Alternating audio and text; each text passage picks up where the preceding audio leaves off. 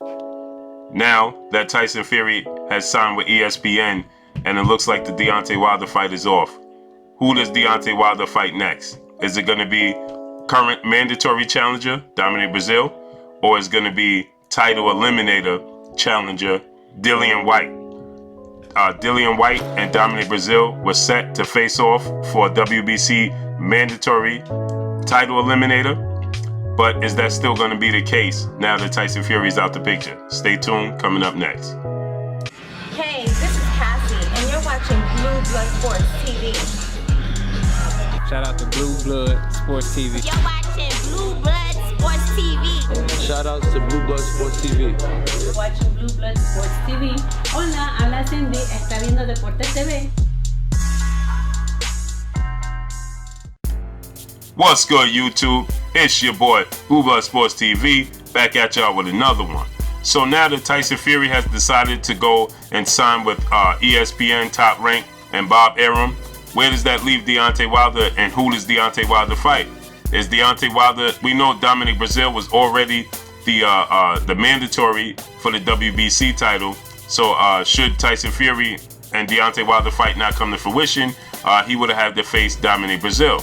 The thing is, the WBC ordered Dominic Breazeale to face Dillian Whyte in a mandatory eliminator to see who would face the winner of Tyson Fury, Deontay Wilder, should that fight came to fruition.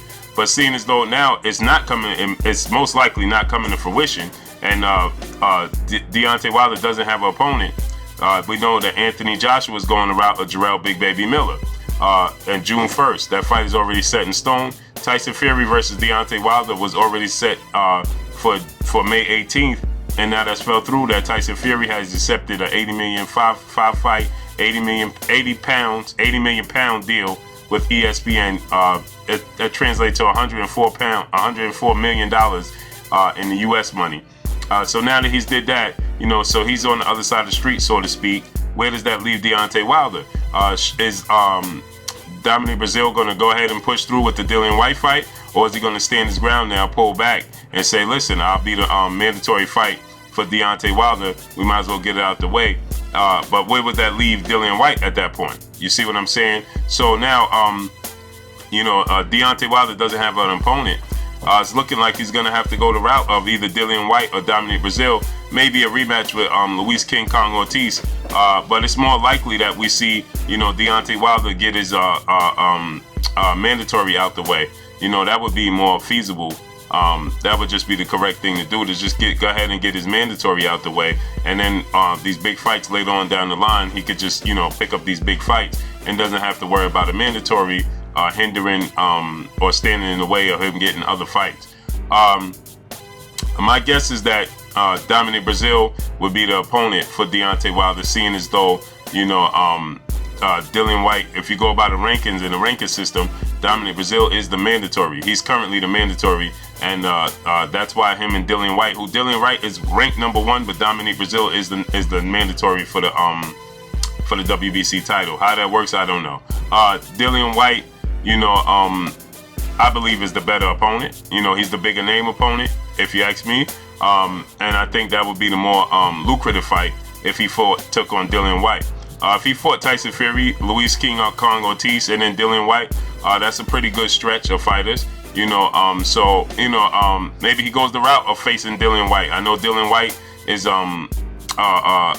doesn't have a fight schedule. Like I said, Dominic Breazeale and Dillian Whyte were actually in negotiations to get a deal done sometime in June or July for a WBC eliminator.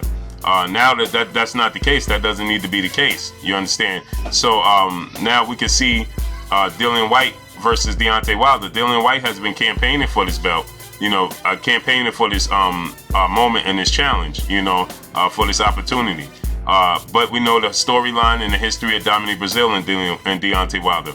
And Dominic Breazeale is the mandatory. It's interesting to see how this will play out, and who this would play out. Me personally, I think that the more lucrative fight would be Dillian Whyte,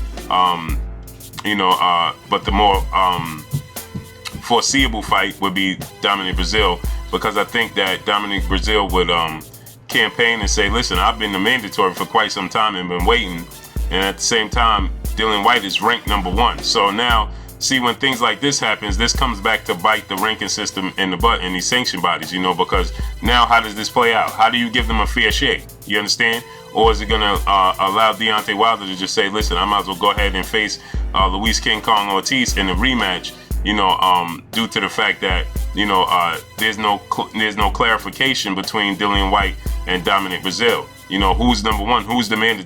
Dillian Whyte is, like I said, is ranked number 1. But Dominic Breazeale is the mandatory challenger. How that works, I have zero clue. You know, so it's very interesting to see, you know, how this plays out. You know, I personally would much rather see Deontay Wilder face Dillian Whyte. You know, get that fight out the way. Dillian Whyte has been calling for that fight. I favor Dillian Whyte to beat Dominic Breazeale. I think that he's the more lucrative fight, you know, out of the two. You know, he's the more sellable fight. But hey, who knows, man? But now that Tyson Fury has, you know, decided to do this and pull out, I know a lot of people saying that, well, Tyson Fury is still in play. You know, who's to say Tyson Fury fight doesn't come to fruition? Well, the thing is, ESPN just signed him a 5-fight deal for $104 million. There's no way they're gonna put him in their first fight against Deontay Wilder and risk getting him knocked out. And then you still owe him all this money, and he still has 4 fights left. How do you sell him to the public then, right? It's just not good business sense. It just doesn't make sense, right?